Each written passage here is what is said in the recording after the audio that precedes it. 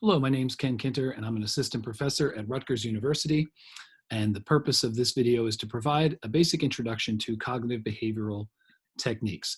And as usual, my contact information is on the first slide. So before we get rolling, just want to give credit where credit is due. The project that I work for Rutgers University is called the State Hospital Psychiatric Rehabilitation Initiative. Our mission is to improve the quality of care and the working conditions at New Jersey State Psychiatric Hospitals. That mission simply would not be possible without the generous financial and other types of support provided by the New Jersey Department of Health. Because of them, we can make it happen. So it's a beautiful thing.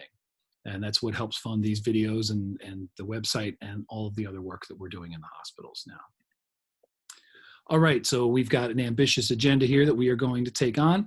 We're going to talk about cognitive behavioral therapy and cognitive behavioral strategies, and there's an important difference between the two of those.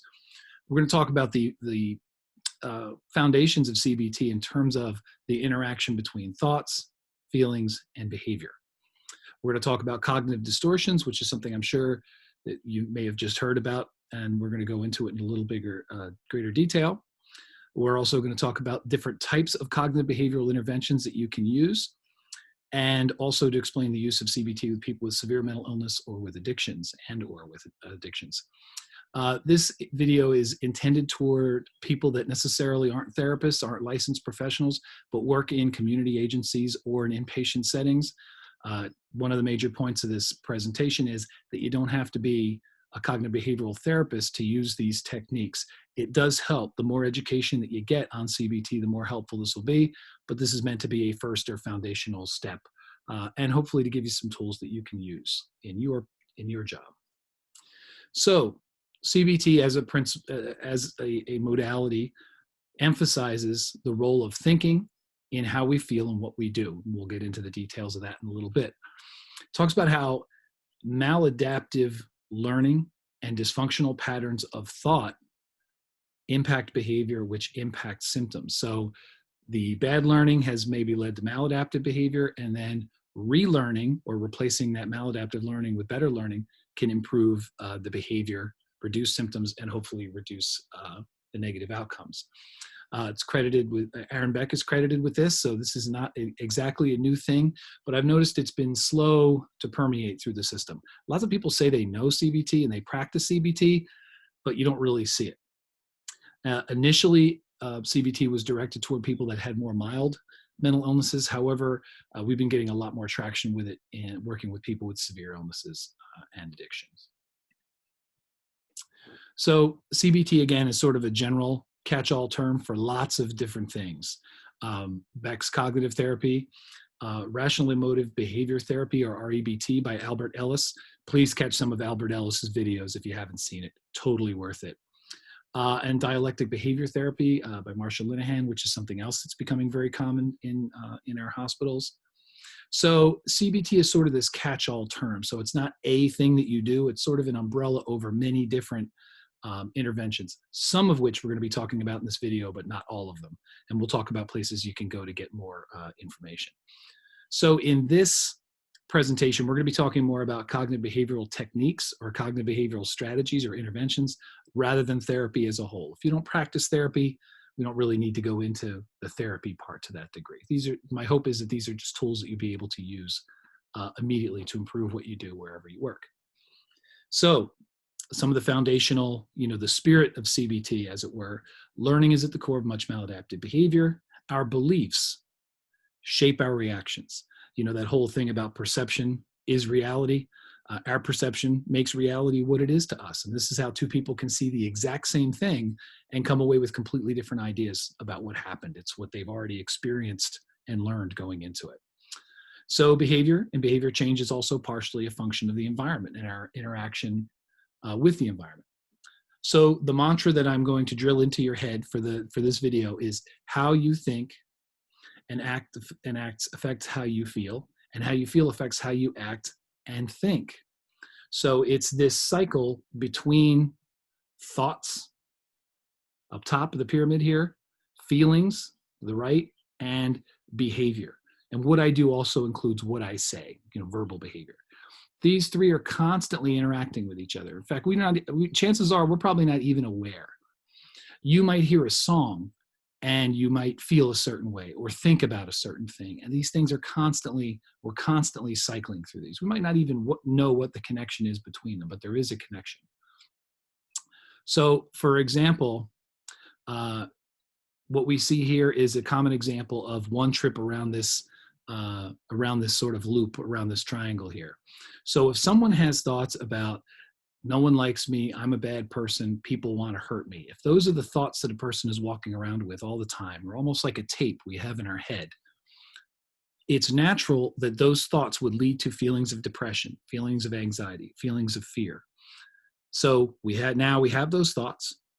Now we have these feelings. So how do we act? How do you act when you are depressed or anxious or fearful? You might isolate, you may avoid people, you may procrastinate doing things. So, and then we go right around this loop again. And then how we act goes out into the environment, into the world, and then people respond to us a certain way. And then that can actually reinforce this. So even if it's incorrect, the environment can reinforce these inaccurate thoughts and beliefs. My own personal observation is that we all have two of these little triangles going on. When we're doing okay, and one when we're not. So I would almost ask you to think about this if you wanted a homework assignment out of this. Write down some of your thoughts. What does that tape in your head say? Does it say I'm basically a good person, or the world is basically evil? And then what feelings come from that? And then what behavior comes from that? I'll give you an example for myself. I am not a good technical person. I'm afraid of techie stuff. So one of my automatic thoughts is, you just heard it, I'm not good at techie stuff. I'm afraid of new things and technology. So when I'm confronted by having to learn a new thing, my reaction might be one of fear, one of avoidance, one of maybe even shame. And then how do I act? I avoid it. I get frustrated. I procrastinate. I try to palm it off on someone else. I actually try to trade work, so someone else will do my tech work for me and I'll do something else that I'm good at. But the problem becomes I automatically tell myself I'm not going to figure out a new tech thing, which actually diminishes my will and my ability to be able to learn that thing. So that thought has now shaped my behavior. You probably have your own versions of that, and I welcome you to explore those, both the good version, the positive version, and the negative one, like my techno fear. In fact, that's also something I encourage you to do with your clients, is have them do that triangle as well. What does their tape say to them all the time? How does it make them feel? And what are the behaviors they indulge in? I think that's a pretty helpful exercise for all of us. So now we move on to cognitive distortions. And cognitive distortions are rather consistent things that we do in processing the world around us that impact how we respond to it. So you may hear some examples of the example I just gave about myself here. All or nothing thinking. I am not good technologically. Well, I've just generalized that to mean all technical things, and that isn't true. Mental filter, dwelling on a single negative detail instead of focusing on the whole and focusing on something that confirms what I already think. Magnification or minimalization, where I exaggerate the importance of this thing. Disqualifying the positive. Say I take on some techie thing and I get it right the first time. I still come away from that thinking I'm not good at techie things. I'll just say, oh, well, I got lucky, or that wasn't that hard. So I've dismissed the positive and protected the belief against fact. So the next category we have here is jumping to conclusions, labeling. I'm a loser, or I'm no good at, I'm not tech savvy. Classic label right there. Mind reading, someone is reacting negative without any evidence to support that. Fortune telling, where I can just predict what's going to happen without really knowing. And then here's where we get back into Albert Ellis again, if you want to follow up with that. And that was the idea of shoulding yourself. And shoulding yourself, if it sounds like it, that's probably what it is. And that's just beating yourself over things that you should have done or should not have done. So again, this is kind of a form of self-abuse here, because you didn't do what you didn't do for a reason. And this sort of discounts the reason. Maybe there was a good reason why you didn't do it, but now you're kind of shaming yourself over having what you've done or didn't do.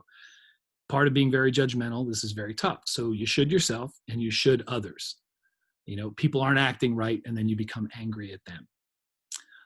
Personalization and blame. When something bad happens, does somebody automatically take that blame on? So if you were going to be doing more strict CBT, there would be some parameters around it. number of sessions, the importance of the therapeutic relationship. There's a whole attitude and a mentality if you're going to do this more formally. And I'll recommend a book at the end if you want to go further into this and learn about how this is done more formally. Most of this video is more about the informal use of CBT techniques rather than doing the whole thing itself. So again, it's meant to be collaborative, strengths-based, and it's based on those foundational, on empathy. So again, you can see why this is being used in settings with people that have a more severe illness, because it's much more collaborative. It's very consistent with the recovery model approach. So other characteristics, and I want to point out the difference between these two things, the inductive method and the Socratic method. So the inductive method, think about a detective. In fact, inductive sounds almost a little like detective. You might have an idea of what's going on. So now you talk to that person and ask questions to get facts to see if that is borne out or not. The Socratic method is more about asking questions. So the client asks questions of you, you ask questions of them, and then you determine whether the hypothesis is accurate. And again, this is about a teaching process. If one of the fundamental cornerstones of CBT is that things are learned and our behavior is the product of our learning, then we have to use changing that learning to change that behavior. And as we'll talk about, homework and practice assignments is pretty critical. Now, one of the reasons that CBT has become more in vogue with people with severe mental illness is also that it's an alternative or a supplement to medications. Sometimes medications don't fix everything. Medications don't necessarily fix the social isolation that comes with mental illness or the social skills deficits that come along with it. Medications can possibly be dangerous to someone. You can't medicate some things away, and there's a maximum of medication that people can take. A person may also be in favor of a non-medication related solution. In fact, my experience is that very many people with mental illness do want solutions that aren't medication involved, because medication comes with side effects and other sorts of hassle. And the research does back up that CBT is helpful, both in combination with medications and even on occasions in lieu of it. So some of the things that we're trying to target through CBT are these symptoms: medication-resistant symptoms that we were just talking about down this left corner, and then other aspects that maybe aren't so symptom-related but are real-world related, such as motivation. Some of these things we mentioned here are actually what we would describe as negative symptoms of schizophrenia, but then also collateral damage that's done as a side effect of having a severe and persistent mental illness. So CBT hits these things either where medication fails to go or can't go or wasn't designed to go. So we're going to be talking about 8 specific CBT techniques for the remaining time in this video. And they're listed right here. We're going to go through them one at a time. So Socratic questioning. Boy, Columbo is a really dated reference. That's another one. If you want to catch that or look that up, it'd be pretty helpful. Columbo was actually a very, it was meant as being a detective show, but it's very helpful for therapists because it displays this great technique for getting at information. And at the end of every show, it'll say something, oh yeah, there's just one thing I don't understand. And then that's when the problem is solved. So basically what Socratic questioning is, it's helping the client to learn about and draw conclusions, maybe new conclusions or additional conclusions to what's happened to them. What's a different way of looking at what happened than the way you've been looking at it? And it's about finding meaning. So if you're walking down the hall and someone you know is coming the other way down the hall, you say hi to them and they don't say hi to you, you might become enraged and say, I can't believe that person just ignored me. Why would they do that? And then that's going to change the way you act going forward toward that person and other people. But then what happens later on if you find out that that person just got chewed out by their boss and they had just walked out of really getting crushed? Or what if you found out they just lost their job? Or if they just found out that someone close to them had died? Now, doesn't that change the whole equation? So even if you don't know that those other things happen, Socratic questioning is about, well, what is it possible that one of these things happened, that it was some other reason than they were ignoring you? And that sort of takes the emotional air out of the balloon.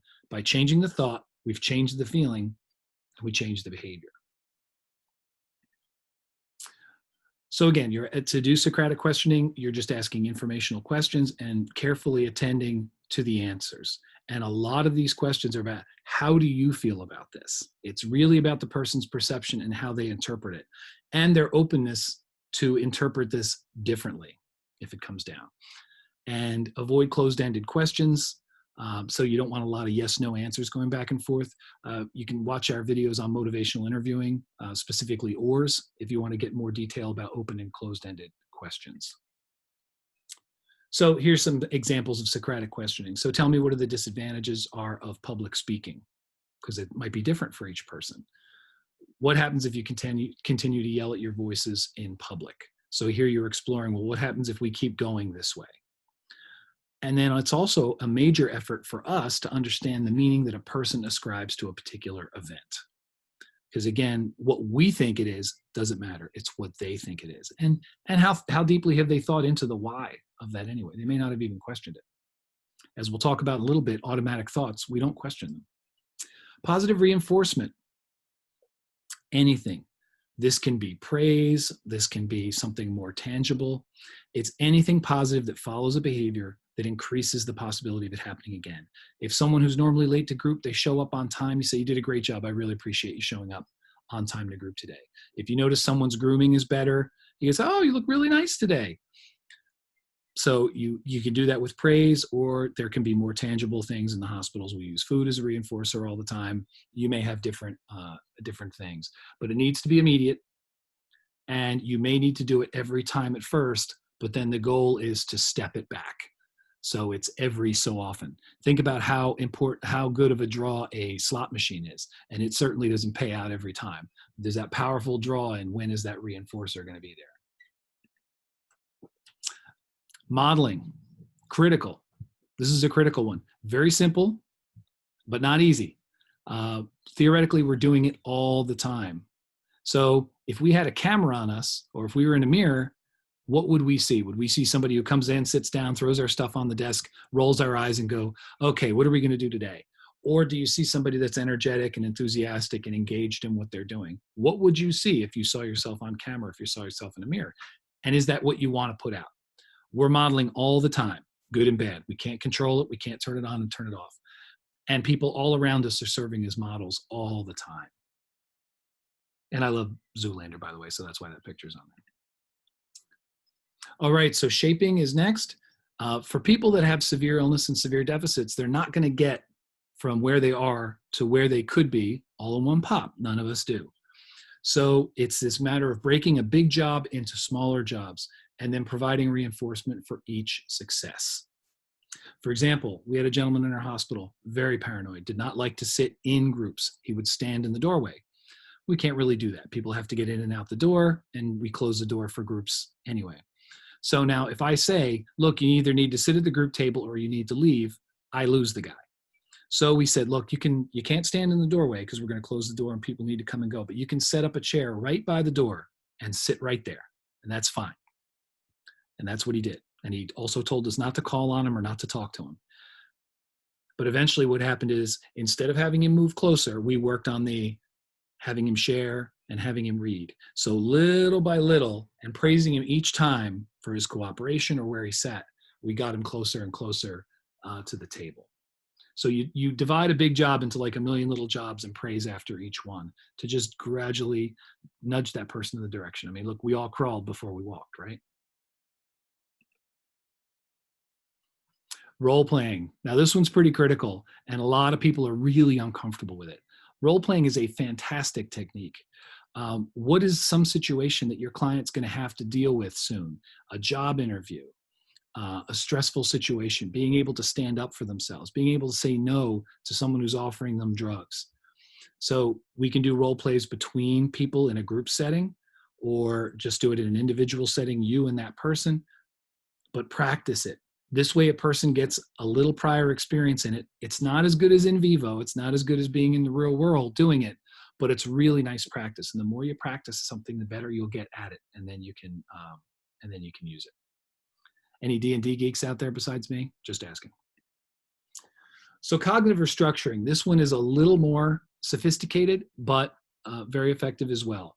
And part of this is going back to that triangle. We want to teach our clients the role that thoughts and feelings have in behavior. Behavior doesn't just come out of nowhere. So there's a version of this. There are a couple different versions of this that you can use. One version of this is called catch it, check it, change it. And that is if you have a thought process that you normally engage in, like things always work out for the worst for me. Catch yourself doing it, check it. Does it match up with the what's going on in the world? And then change it. How do we substitute that negative thought for a more positive one? So how do we turn things always go bad for me into sometimes things go bad for me, but sometimes things go well? So they have a 5-step method here that they describe the situation. What's the strongest emotion that you feel? What is the strongest belief that's out front? Again, like our little triangle from before.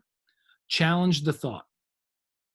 Is there evidence for it? What's the evidence against it? I almost picture a court of law where the prosecution and the defense has to make a case, and we're trying to establish reasonable doubt.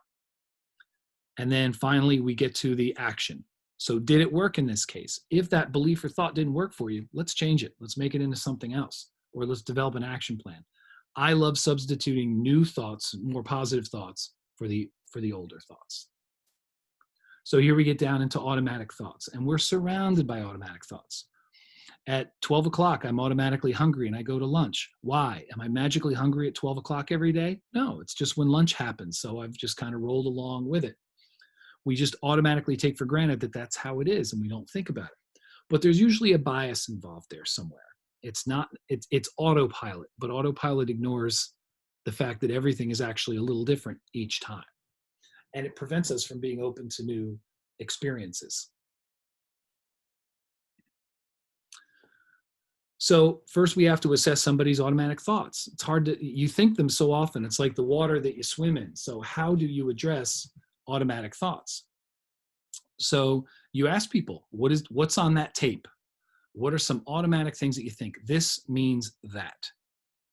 And there are different techniques that you can use to conjure that.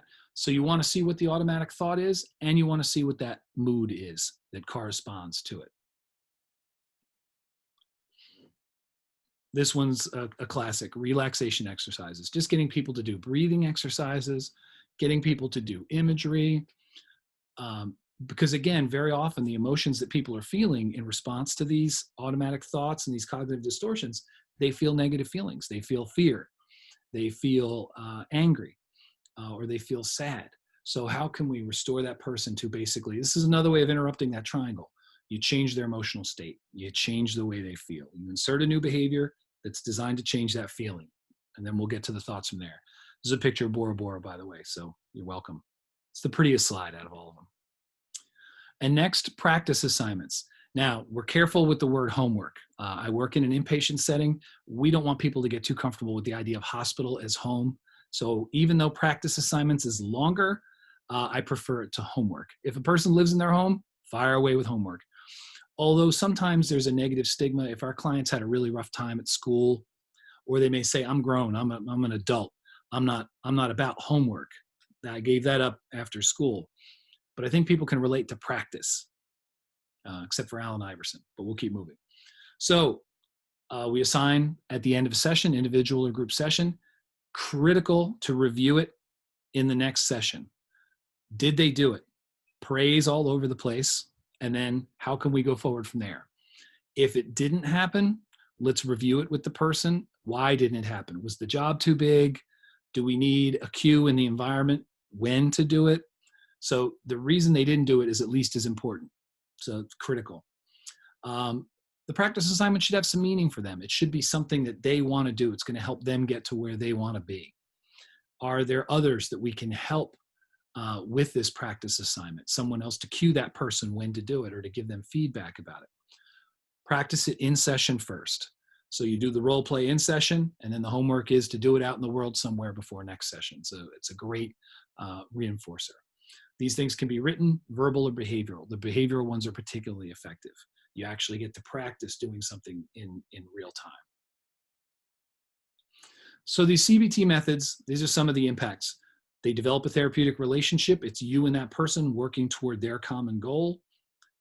we all have things that we're working on, so it reduces the amount of stigma we're dealing with. It's educational. And again, some of the primary things that we're trying to get here is to change thoughts, change core beliefs, usually negative core beliefs, and to get them to show new behaviors. You know, in AA, they call it stinking thinking, and a lot of CBT is geared towards stinking thinking. So not only is it effective for people with mental illness, it's also very effective for people with addictions. Almost every person with an addiction I've ever worked with has some really significant negative core beliefs, and they generalize those negative core beliefs to the whole world. And if you're constantly thinking negative thoughts about yourself, there's a trigger to medicate going on all the time. And it's hard to treat the addiction without treating those underlying beliefs that fuel that. So we're also trying to improve people's treatment adherence and also prevent relapse, which we're all very happy about that. So just to summarize some of the points that we've covered here, cognitive behavioral thinking emphasizes the role of thinking and past learning in emotions and ultimately behavior. You don't need to be a CBT therapist to utilize CBT techniques. The more you know about CBT, the more it helps and the better shape that you are, but it's not necessary. Some of these strategies that we talked about are very simple. What you think impacts how you feel and what you do. They all impact each other. It's a circle that's going on all the time. Cognitive distortions and automatic thoughts, which every one of us has, impacts our thinking, feelings, and behavior. We described 8 different cognitive behavioral interventions, which you can use. Some of these are very simple as modeling, or as complicated as going into that cognitive restructuring piece. And CBT is very helpful to people with mental illness and addictions. And even without people with mental illness or addictions, just being able to think for yourself about how your thoughts, what your automatic thoughts are, what feelings they conjure, and what behaviors you conjure. Because I'm sure some of these are adaptive and helpful for you, and some of them are not. And it's good to know what they are.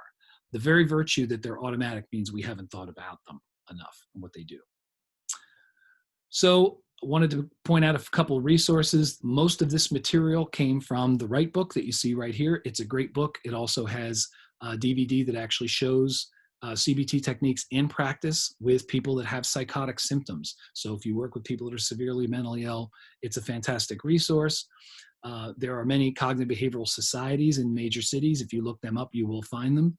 And they have a lot of information for you about cognitive behavioral therapy.